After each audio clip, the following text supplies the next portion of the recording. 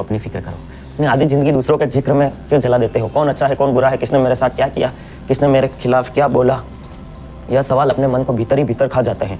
और हैरत की बात यह है कि जिनकी हम इतनी परवाह करते हैं वह लोग हमारी परवाह भी नहीं करते।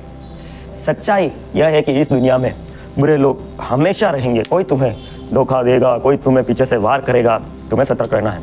कोई तुम्हारे बारे में बुरा बोलेगा, लेकिन असली सवाल यह है कि क्या तुम अपनी ज़िंदगी में उनकी बुराई के बोझ में जीना चाहते हो? तुम्हें समझना होगा सामने वाला कैसा है, यह उसकी समस्या है, लेकिन तुम अपनी आत्मा को किस दिशा में ले जा रहे हो यह तुम्हारी जिम्मेदारी है। वह बुरा है, वह उसकी कहानी है, तुम अपनी फिक्र करो, यही तुम्हारी कहानी है। अगर तुम अपनी ऊर्जा दूसरों के दोस्त खोजने में, दूसरों के पाप गिनने में लगाओगे तो तुम्हारा जीवन कब खत्म हो जाएगा तुम्हें पता भी नहीं चलेगा। जीवन का सार यही है। एक छोटा उदाहरण बताता हूँ। आपने बचपन में देखा होगा कि कोई बच्चा होता है, आपके साथ पढ़ता होगा, वो बस दूसरों में ये कर रहा है, सर ये लड़का ये कर रहा है, और खुद का होमवर्क, खुद का काम कर ही नहीं पाता। ऐसे नहीं करना है। आपको अपने को आगे बढ़ाना है, दूसरों पर ध्यान दिए बिना। दूसरों की छाया में मत जियो, अपनी रोशनी में जियो। जरा सोचो, तुम सड़क पर चल रहे हो और सामने एक आदमी आता है, उसके हाथ में कीचड़ से भरी एक बाल्टी है। अचानक वह बाल्टी पलट देता है और कीचड़ तुम्हारे ऊपर गिरा देता है। अब तुम्हारे पास दो रास्ते हैं।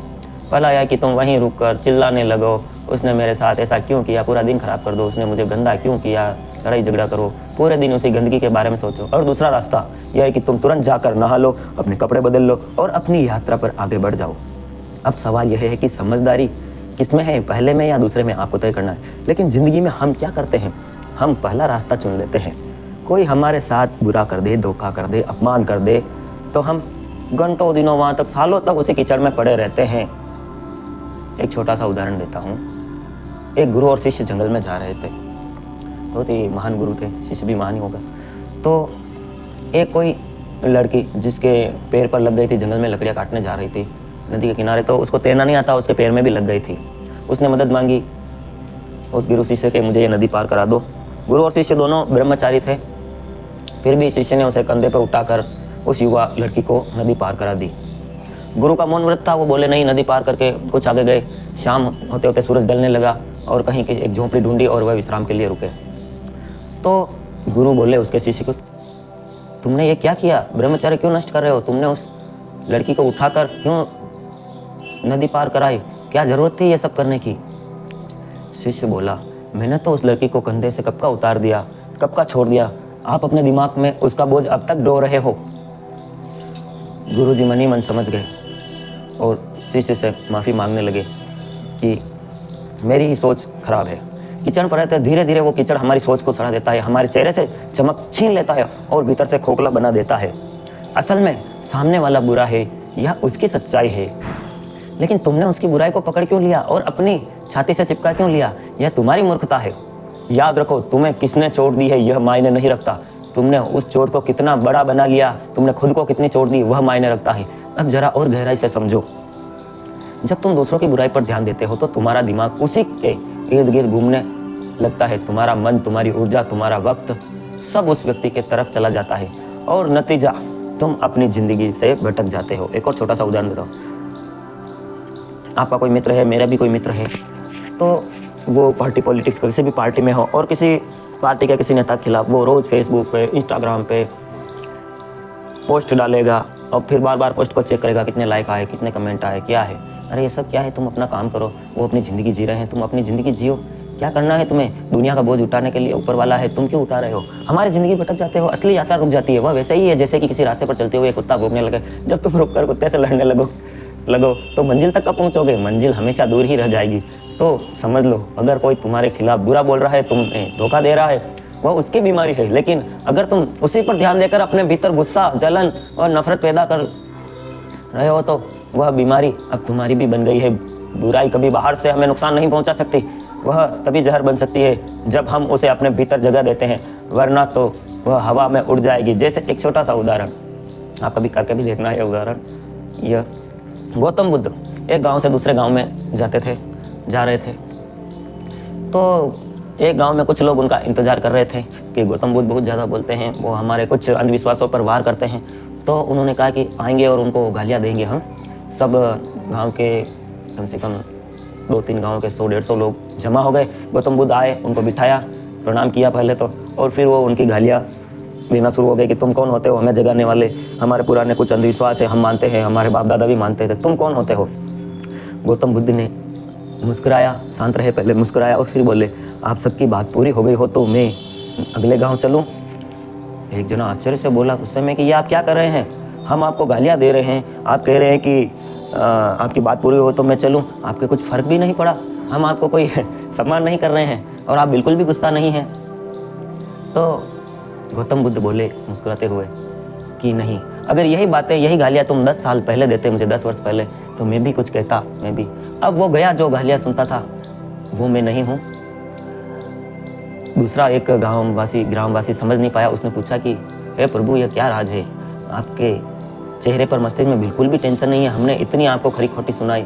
तो वे बोले कि देखो, मैं सुबह जिस गांव में गया था वहाँ से मुझे फल फ्रूट और बहुत सी चीज़ें मिली और मेरा पेट भरा हुआ था, मेरे शिष्यों का पेट भरा हुआ। तो जब दूसरा गांव आया तो वो चीज़ें मैंने ली ही नहीं, क्योंकि मैंने भोजन कर रखा था, फल फ्रूट वगैरह। मैंने कहा कि आप ही रखो, आप ही खाइए ये फल फ्रूट, हमारा पेट भरा हुआ है और आपके ही बच्चों को खिलाओ।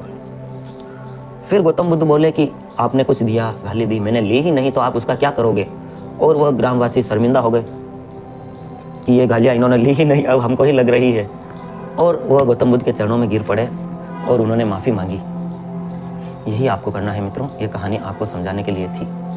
इसलिए समझदार इंसान दूसरों की बुराई में अटकता नहीं, बल्कि अपनी भलाई में लगता है, क्योंकि वह जानता है कि मुझे इस छोटे से जीवन में अपना फूल खिलाना है, मुझे अपने खुशबू बिखेरनी है। एक छोटा सा उदाहरण, आप जा रहे हैं अपनी माँ के साथ, अपनी माताजी के साथ, और किसी बाइक से टकराकर आपकी मम्मी की अंगुली को चोट लग गई।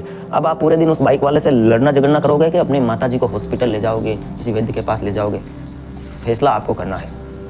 अपनी खुशबू बिखेरो, अपनी दूसरी गंदगी में क्यों अटकते हो, मेरी खुद की खूबसूरती नष्ट हो जाएगी। याद रखो, तुम्हारे पास सिर्फ 2 विकल्प है, या तुम दूसरे की बुराई को पकड़कर अपनी आत्मा को बोझिल कर लो, या फिर उस बुराई को वहीं छोड़कर आगे बढ़ो और अपनी आत्मा को हल्का और मुक्त रखो। जिंदगी का मजा तभी है जब तुम हल्के होकर जियो, वरना बोझ उड़ाते उड़ाते तुम मर जाओगे और कभी भी नहीं पाओगे। जरा ठहरो और खुद से पूछो, तुम्हारे जीवन में सबसे कीमती चीज़ क्या है। पैसा, घर, रिश्ते, नाम, शोहरत नहीं, इनमें से कोई भी चीज़ असली नहीं है।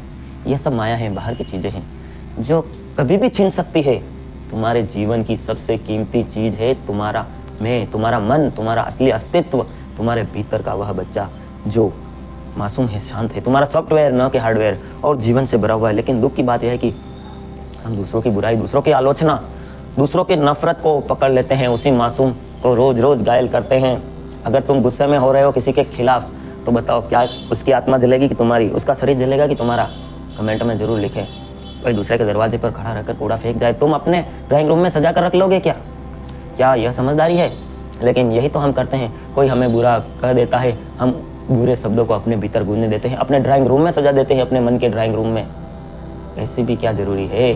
कोई हमें धोखा देता है, हम उस धोखे को अपने आत्मसम्मान पर दाग बना लेते हैं। ये बात ध्यान रखना गौतम बुद्ध की।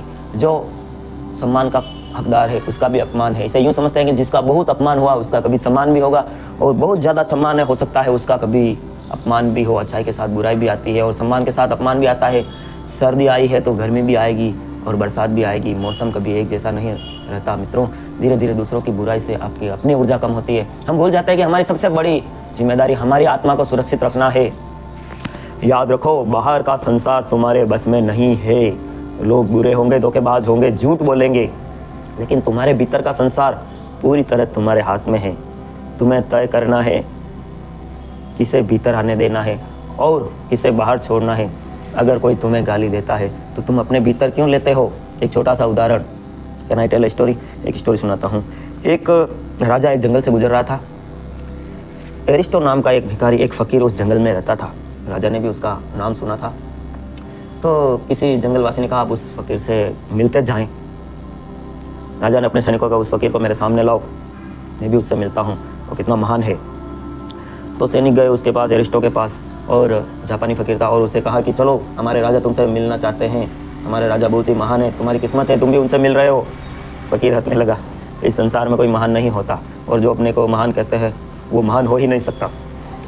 सिपाही ने कहा कि मैं तुम्हारी गर्दन भी काट सकते हैं हम, सीधे सीधे चलो। तो भी उसने कहा काट दीजिए गर्दन, मैं नहीं आ सकता, आपको राजा को काम हो तो वो खुद आए। राजा भी आए, फिर आग बबूला होकर उस फकीर के सामने कहा कि जानते नहीं, ये देखो नंगी तलवार है, अभी एक वार से तुम्हारा सिर धड़ से अलग हो जाएगा। फकीर बोला हाँ राजन, आप काट दीजिए, मैं भी देखता हूँ, मैं दृष्टा हूँ, मैं शरीर नहीं हूँ, आप भी देख लीजिए और मैं भी देखता हूँ, आप शरीर को काट दीजिए, मैं दृष्टा बनकर देखूँगा ये क्या होता है, लेकिन मैं अपने अंदर प्रसन्न हूँ और प्रसन्न ही रहूँगा मेरी चेतना में। आप मेरी चेतना को तो नहीं काट सकते, मेरे शरीर को काट सके, और आपका धन्यवाद है, मुझे भी यह देखने का, मेरी चेतने का मौका मिलेगा कि आप मेरे शरीर को किस तरह काट रहे हैं। राजा एकदम मायूस हो गया, गदगद हो गया और फकीर के चरणों में गिर पड़ा और नमस्कार करके चलता बना। आत्मचेतना जगानी होगी, गाली हवा रह जाती है। सोचो जितना गहरा विचार है, समस्या उस गाली में नहीं है, समस्या इस बात में है कि तुमने उसे भीतर उतारा या नहीं। वह वैसे ही है जैसे कोई अगर लेकर तुम्हारे पास आए। अगर तुम लकड़ी बनकर खड़े हो जाओगे तो आग तुम्हें जला देगी, लेकिन अगर तुम पत्थर बन जाओगे तो आग सिर्फ तुम्हारे आसपास भटकेगी, तुम्हें छू भी ना पाएगी। तुम्हारा मैं तुम्हारे असली स्व पत्थर जैसा होना चाहिए।